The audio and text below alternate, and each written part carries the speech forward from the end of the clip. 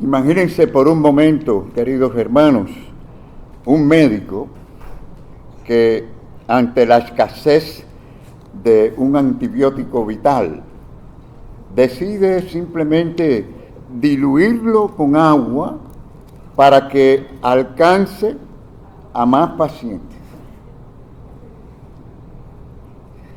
O sea, con buenas intenciones, vamos a decir, lo distribuye entre todos, pero el resultado no es que muchos se sanen a media.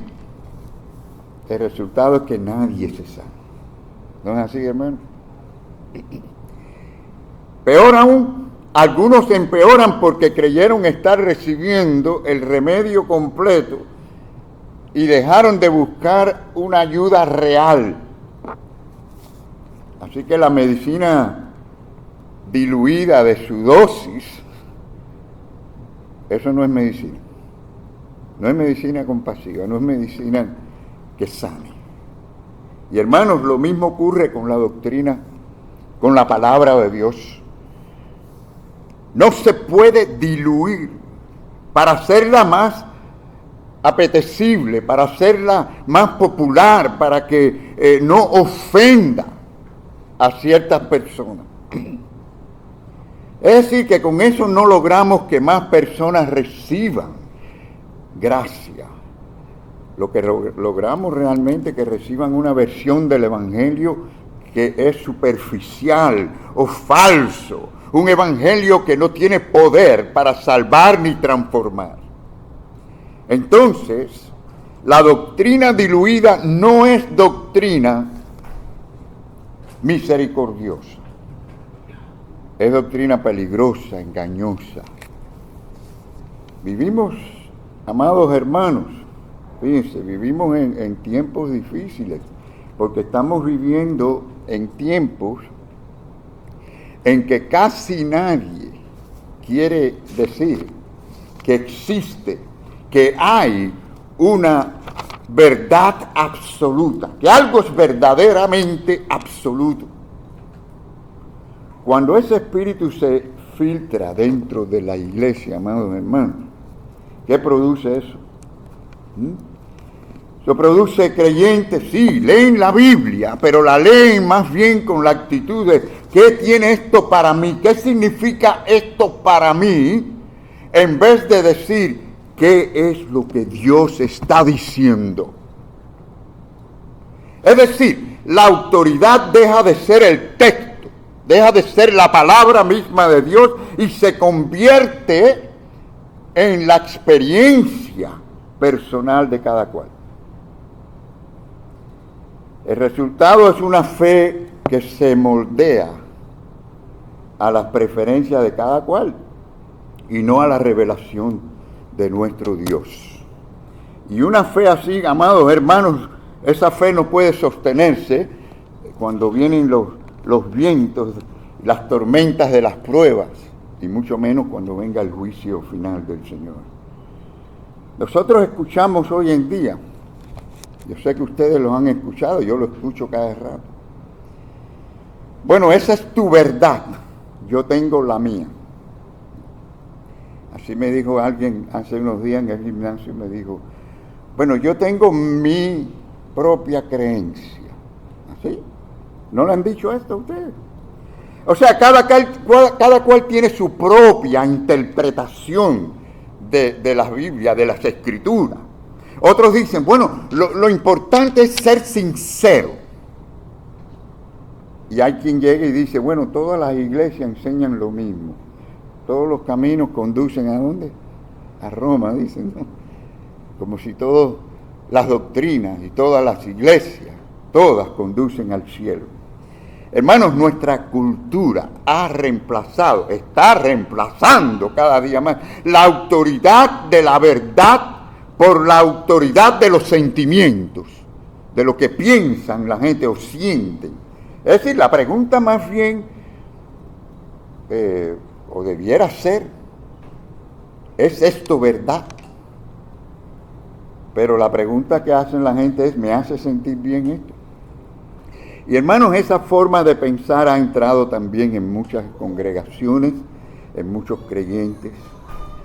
Y por supuesto, muchos piensan que el éxito de un ministerio tiene que ver con la asistencia, con la popularidad o la influencia en las redes sociales.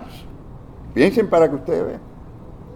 Mientras que lo que es la fidelidad a la palabra de Dios, a la doctrina, eso ha pasado a un segundo plano. ¿Sí? Hay quienes están más tiempo escuchando predicaciones por YouTube, por TikTok y por todos los demás lugares que escudriñando, que leyendo, meditando en la palabra misma de Dios y aprendiendo, por supuesto, de los pastores que Dios mismo ha puesto para guiar sus almas. Hermanos, fíjense, la iglesia no fue llamada a seguir las tendencias del mundo, las filosofías del mundo. La iglesia fue llamada a seguir la verdad de Dios, ¿sí o no? La iglesia es llamada a vivir según la verdad de Dios. La iglesia es llamada a proclamar la verdad de Dios. Y Pablo lo sabía muy bien, y por eso al escribir aquí a su amado discípulo Timoteo era un joven pastor, por cierto.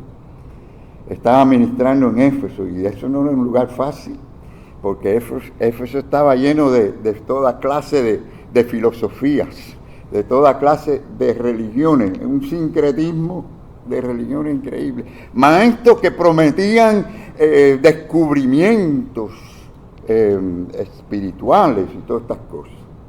Y ahí viene el mensaje que les da a ellos. Le dice, oh Timoteo, miren esta palabra, guárdanla, subrayanla, guarda.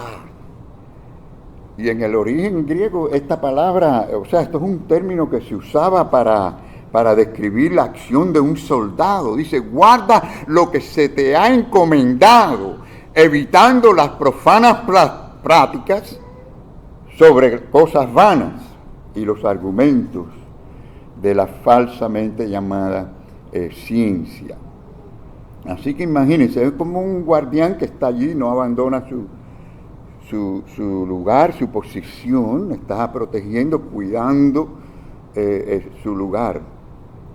Me hace recordar esos soldados que están en la Casa Real en Inglaterra. Ustedes lo ven, esos soldados no se mueven, están tiesos allí vigilando, ¿no? A mí me encantaría un día ir por allí y ver si los puedo hacer moverse, ¿no? Porque dicen que no se mueven, ni aunque los pique una abeja, no sé.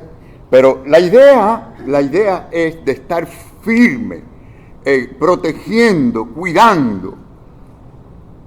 Y Pablo no le está diciendo a Timoteo aquí, mira Timoteo, trata de ser flexible con la doctrina, trata de adaptar el mensaje a la cultura, a la gente que viene, trata de ver cómo tú te acomodas a ellos. No, le dice, custodia, cuida, guarda, defiende. O sea, hermanos, el depósito de la fe es algo tan valioso que no nos podemos dar el lujo de dejarlo sin vigilancia. La verdad, hermanos, se refiere a la verdad entregada por Dios mismo a través de los apóstoles a nosotros, la iglesia, los creyentes. Y hoy, en un tiempo en que hay tantas voces por todos lados que llaman precisamente a reinventar o a reinterpretar el Evangelio, más que nunca se necesitan, mis queridos hermanos, con más urgencia, que el verdadero Evangelio, la sana doctrina, se predique. Ahora observe que Pablo no dice aquí que la iglesia crea la verdad, como hemos visto iglesia a través de la historia, creando sus verdades. Tampoco dice que la iglesia tiene autoridad para modificar la verdad. ¿No dice eso? Dice que la iglesia debe sostenerla, guardarla, estar firme en ella. Y cuando la iglesia deja de sostener esa verdad que es entregada a nosotros, que no surgió de nosotros, que Dios nos las dio, entonces pierde su razón de ser. Hermanos, por eso es que hoy estudiaremos en esta continuación, ¿no?, acerca de de la integridad, una pregunta que yo creo que todo creyente debe de hacerse, ¿no? O sea, ¿cómo podemos nosotros permanecer firmes cuando la verdad de Dios es constantemente atacada por todos lados? Hermanos, tenemos que, para responder a esta pregunta, primero tenemos que nosotros entender bien que toda integridad doctrinal comienza con una convicción que jamás puede negociarse. No puede negociarse. La verdad no cambia. ¿Saben por qué la verdad no cambia? ¿Por qué la verdad no cambia? Porque Dios no cambia. Truth does not change because God does not change. Y dice la palabra del Señor, como leímos allí en Timoteo, fíjese que Él le dice lo que es la iglesia. Es la iglesia del Dios viviente, el Creador, el Salvador, quien nos ha dado vida a nosotros. Ese es nuestro Dios. Y si es nuestro Dios, entonces nosotros somos columna de esa verdad que Dios nos ha dado. Somos baluarte, dice la palabra, de la verdad. ¿No dice así, hermano? Columna y baluarte de la verdad. La verdad entonces tiene origen divino. ¿De dónde viene la verdad? ¿Del hombre?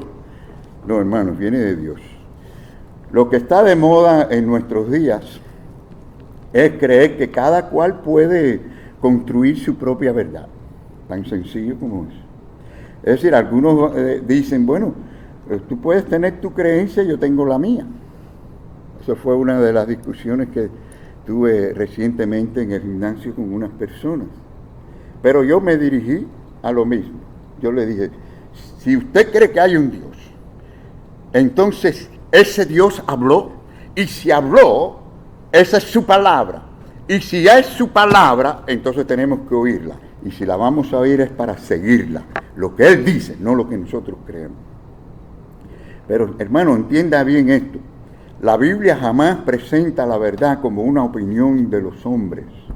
Jamás. Es lo que Dios dice. Jesús lo declaró. Miren lo que dijo el Señor Jesús, hermanos. Esta es la oración, una oración que Jesús tuvo al Padre acerca de sus discípulos y los que vendrían después. Él dijo, santifícalos, Padre. Pero santifícalos ¿en qué, hermanos? Santifícalos en tu verdad. Y luego, para estar bien claros y lo entendamos y lo recibamos, dice, tu palabra es verdad. ¿Cuántos dicen amén ahí? Observe eso, hermanos, cuidadosamente para que usted vea. Jesús no dijo, como algunos han dicho, que la Biblia contiene la verdad. Jesús no dijo eso. Jesús no dijo la Biblia contiene la verdad, ni dijo que la Biblia llega a ser verdad, como he escuchado a algunos profesores decir. La Biblia llega a ser verdad si usted la cree. Él dijo algo mucho más profundo. Él dijo, tu palabra es verdad. Es verdad, créanla o no.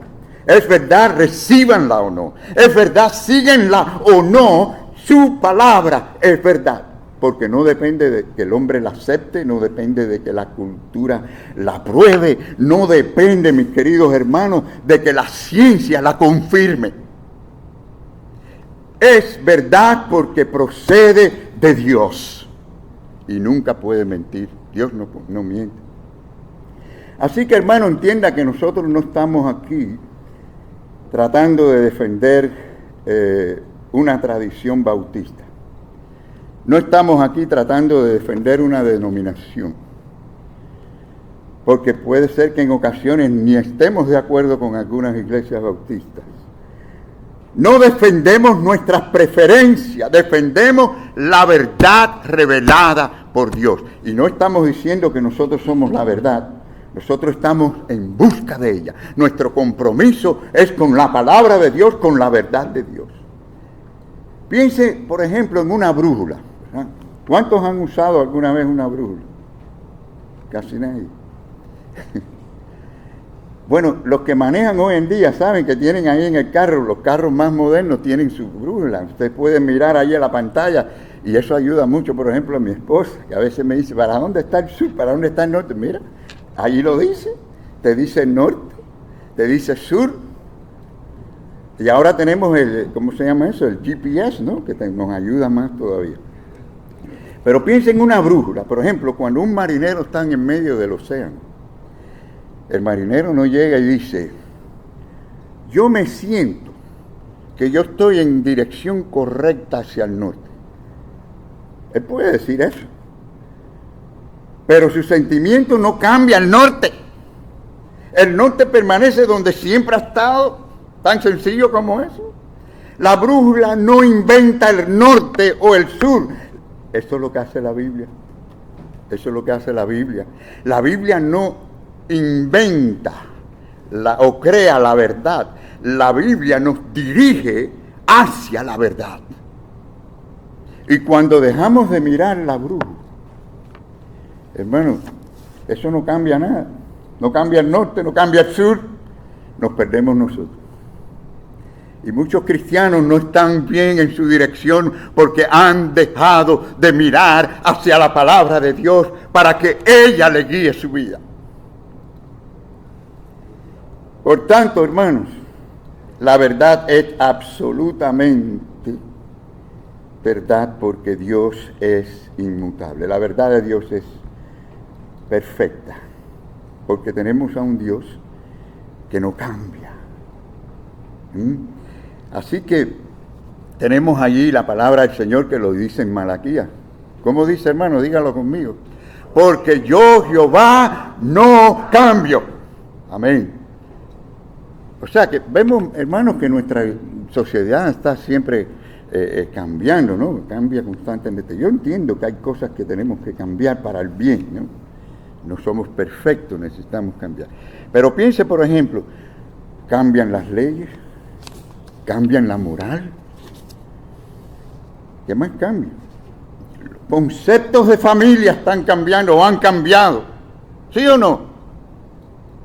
La definición de los matrimonios está cambiando también. Cambia incluso la manera en que el hombre intenta definir su propia identidad. Los otros días estaba mirando una aplicación. No se preocupen, no es para buscar trabajo, era para... Ya estoy cerca ahí. Entonces, ya ustedes saben, viene el Medicare, ¿no? Tuve que llenar una aplicación. Pero fíjense, masculino, femenino. Ok, masculino.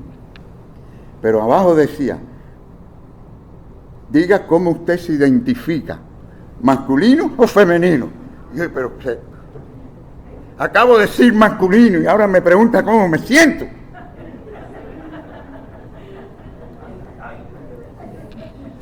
¿Hasta dónde hemos llegado? ¿Hasta dónde hemos llegado? Si me hubieran dicho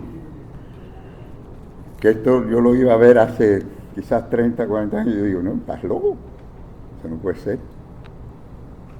Eso no puede ser. Pero saben, Dios jamás adapta su verdad para agradar a una generación.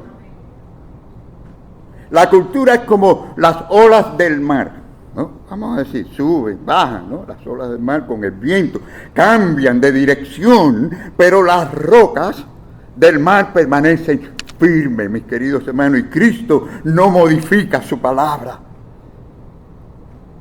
Si no, según la opinión pública, no importa la opinión pública, la verdad bíblica permanece porque el Dios que habló es un Dios que permanece para siempre.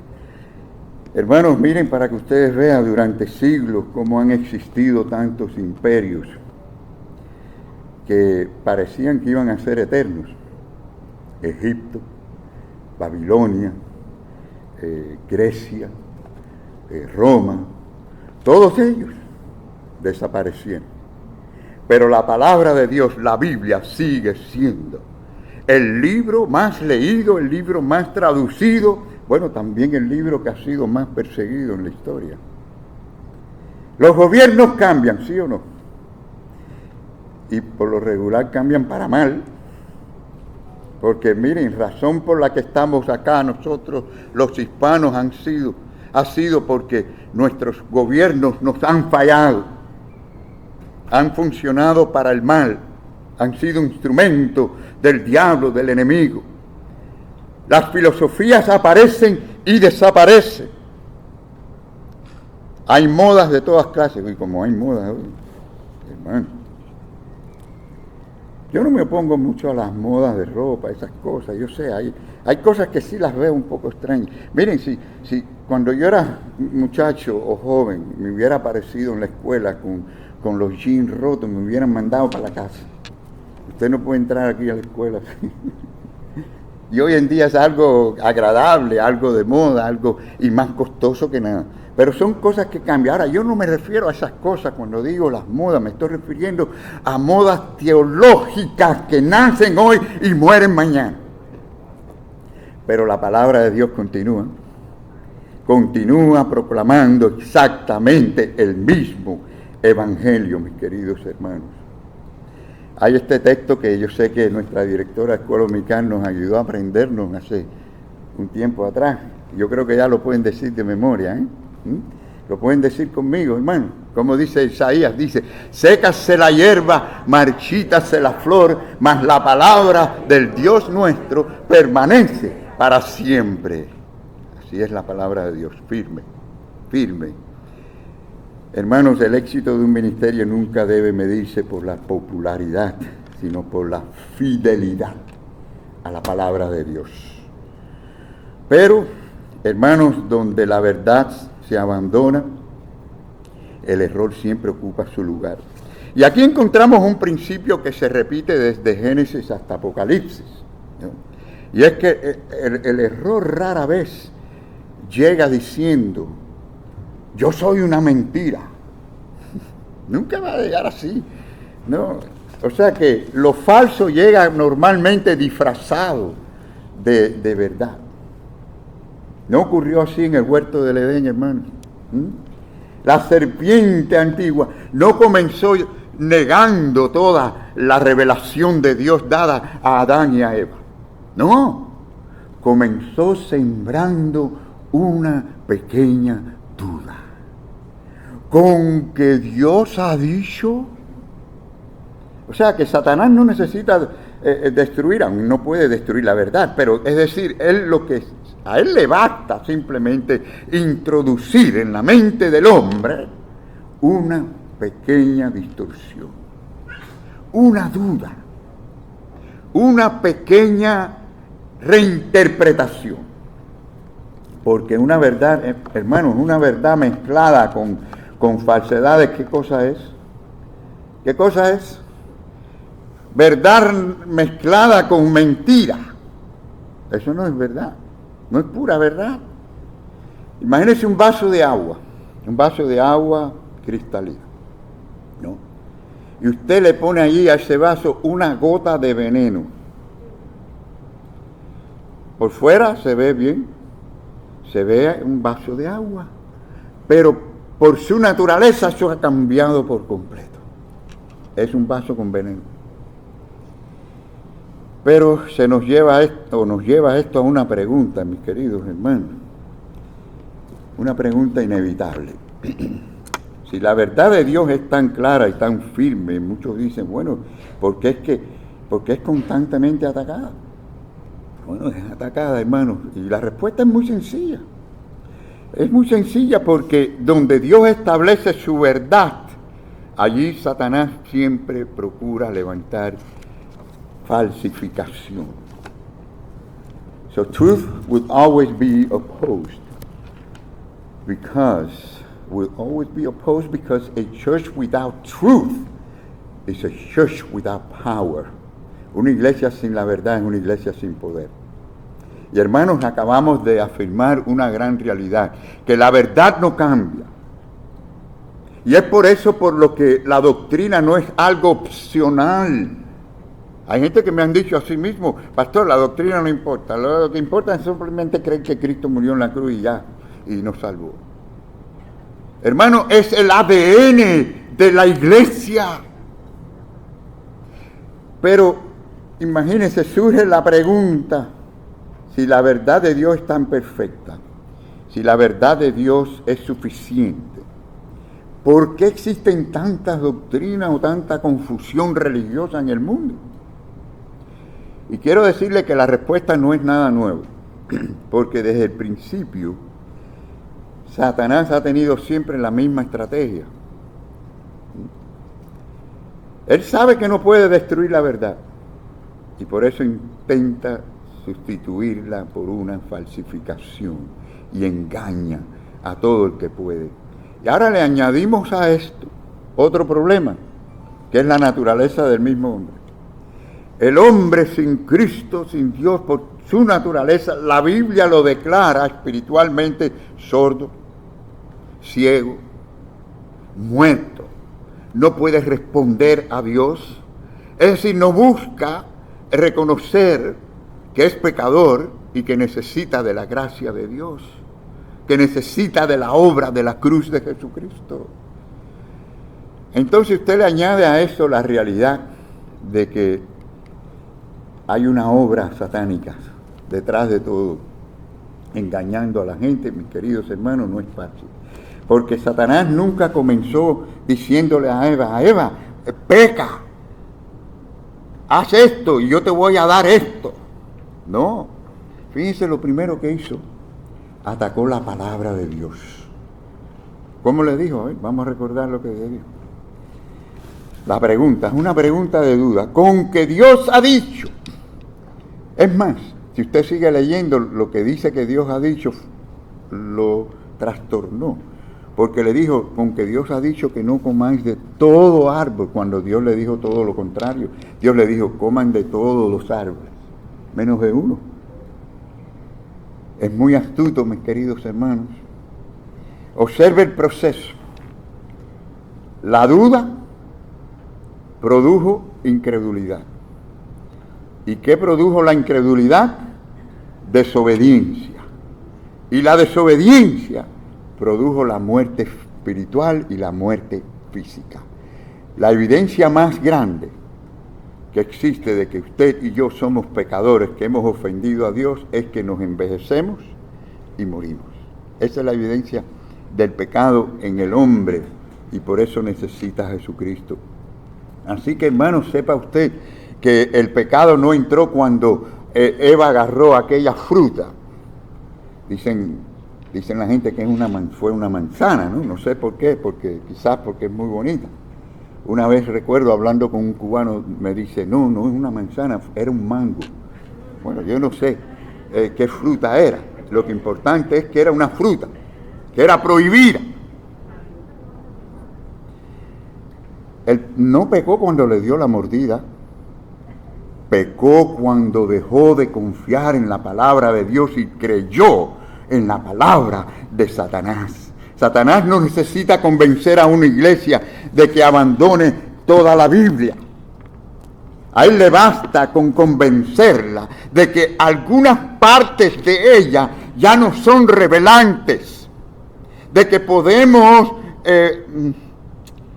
poner en el ministerio a hombres y mujeres homosexuales, que ciertos pecados ya no son realmente pecados, que algunos mandamientos realmente necesitan actualizarse. La batalla siempre empieza, hermano, con la palabra, con la doctrina. Ahí está. Porque cuando la doctrina cae, la conducta inevitablemente sigue. Y por eso es que algunos dicen, pero ¿cómo es posible que hayan congregaciones, iglesias, con mujeres ministrando lesbianas, con hombres homosexuales promoviendo todo esto? ¿Acaso no tenemos la misma verdad? So wrong belief always produces wrong living. Y por eso David preguntó una gran pregunta. Si fueren destruidos los fundamentos, ¿qué ha de hacer el justo? Él tuvo que ponerse fuerte en ese momento porque los consejeros de él le estaban aconsejando de salir huyendo, porque aquello estaba en candela, como que dice. La inmoralidad que había, el desorden, y el consejo era salir huyendo, perderse. Pero David, si usted sigue leyendo, usted va a notar que se agarró del Dios soberano, que no cambia, que está firme. Se agarró de la roca verdadera, que es el Dios poderoso. Y, hermanos, sin fundamento sólido el edificio, ¿qué? Se derrumba. Es como un edificio construido encima de la arena. Y el Señor Jesús habló de eso. Ahora, el otro problema es que la falsedad casi siempre se parece, mejor dicho, a la verdad, ¿no? Dicen que así es la cizaña, ¿no? La cizaña es eso que tiene la habilidad de parecerse al sembrado. Si es trigo, pues se parece al trigo. Si es arroz, se parece al arroz. Tiene esa tendencia. Y Pablo dice muy claramente a los corintios, le dice, porque el mismo Satanás se disfraza, ¿cómo? Como ángel de luz. Eso habla de cuán engañoso es.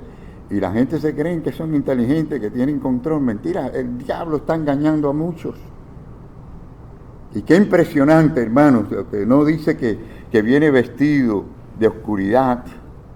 El diablo no viene con esos tarritos que lo pintan. Fíjense cuántas congregaciones comienzan a hablar y hablan, sí, de Dios, hablan de Jesús, hablan del amor, hablan de bendiciones, hablan de esperanza, pero poco a poco va cambiando el centro del mensaje. Ya no exaltan a Cristo, exaltan al hombre. Ya no llaman al arrepentimiento, ahora prometen autoestima. Ya no hablan de santidad, ahora hablan solamente de aceptación. Ya no proclaman la gloria de Dios, sino que proclaman el éxito personal de las personas. Y sin darse cuenta, muchos terminan creyendo otro evangelio, un evangelio falso. Ustedes saben que los expertos de detectar billetes falsos hacen algo muy interesante. Ellos no pasan la mayor parte del tiempo estudiando los billetes falsos. Lo que ellos realmente hacen es estudian los verdaderos, los que están bien. Lo conocen, lo tocan, lo observan, lo memorizan. ¿Por qué? Porque de esa manera ellos pueden discernir cuando hay un billete falso. Lo detectan. Y así debe hacer la iglesia, hermano. Nosotros no necesitamos conocer tantas herejías del mundo. Necesitamos conocer más profundamente la verdad. Porque mientras mejor conozcamos la palabra, la verdad de Dios, pues más rápidamente podemos identificar aquello que es falso, mis queridos hermanos. Y hay algo más que quiero decirle antes de concluir. Aunque realmente vamos a continuar al punto 3 la próxima semana, por factor tiempo. Hermanos, la mayor amenaza a veces no es de afuera, de adentro mismo. ¿Sabía usted esto? Y quizás esto sea lo más sorprendente, porque, hermanos, a veces son los más cerca los que nos traicionan. Y Pablo no solamente advirtió sobre esos enemigos que de afuera, sino también de los de adentro. Miren cómo lo dijo la palabra. Y esa es otra razón por qué hay tantas denominaciones y tantas congregaciones diferentes. Dice, entrarán en medio de vosotros, y le llama así, lobos rapaces, que no perdonarán al rebaño. Y de vosotros mismos, se levantarán hombres que hablen cosas perversas, es decir, cosas que trastornan la verdad del Evangelio, para arrastrar tras sí a los discípulos. Hermanos, qué advertencia tan solemne esta.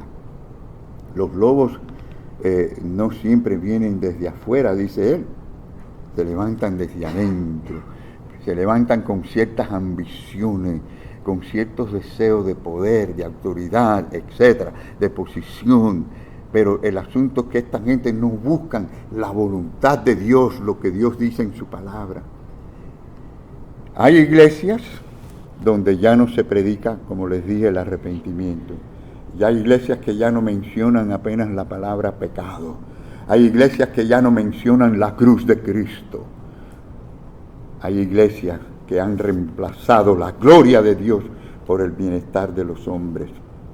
Cuando una iglesia deja de predicar, hermanos, todo el consejo de Dios, todo lo que Dios enseña en su palabra, entonces fíjense que no necesariamente van a dejar de reunirse, de cantar, de tener actividades, pero comienzan a perder aquello que es lo que distingue verdaderamente a una iglesia de Cristo, que es la fidelidad a la palabra de Dios, a la verdad. Hermanos, como pastor yo le digo que este punto me hace temblar. Sí, hermanos, porque el púlpito no nos pertenece. Dios pone a quien Él quiere poner, pero no nos pertenece. El púlpito es del Señor.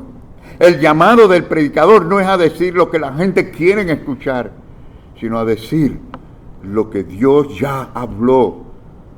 No somos conferencistas, no somos motivadores carismáticos. Somos heraldos del Rey para decir la verdad de Dios y su palabra. Así que tenemos una gran responsabilidad, no de reinventar, sino de decir lo que ya Dios nos ha entregado a nosotros. Queridos hermanos, permítanme concluir, porque después de ver cuán insistente y estratégico es o son los ataques contra la verdad, yo creo que ha quedado bien claro, hermanos, que hay una gran batalla contra la doctrina. Y esto no es un asunto secundario, no es un asunto académico, es una realidad, porque define la salud, define la estabilidad, define el futuro de la iglesia. Pero también hemos visto algo profundamente esperanzador, y es que la verdad permanece porque Dios permanece. La verdad sigue siendo luz porque Cristo sigue siendo luz. La verdad sigue siendo poder porque el Evangelio es poder de Dios para salvación. La pregunta es, ¿estamos sosteniendo la verdad con convicción?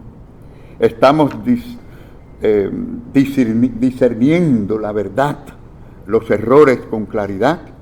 ¿Estamos guardando la doctrina con celo santo? Hermanos, porque una iglesia que reconoce los ataques, pero no responde con fidelidad, termina siendo una iglesia vulnerable y con un evangelio falso. La buena noticia es que Dios no nos ha abandonado, ¿verdad, hermano? Dios no nos ha abandonado.